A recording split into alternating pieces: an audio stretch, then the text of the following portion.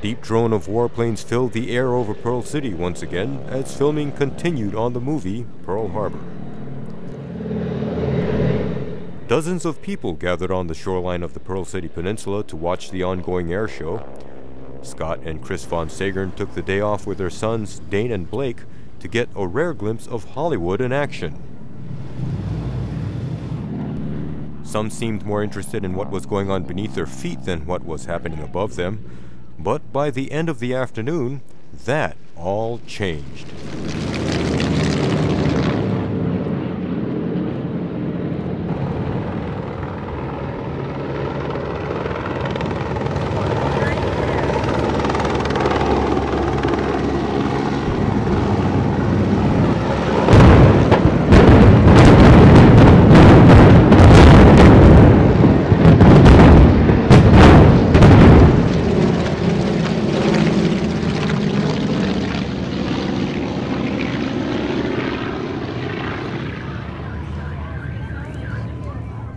Fireboats were diverted from the production set to fight a brush fire that erupted just after the dramatic explosions.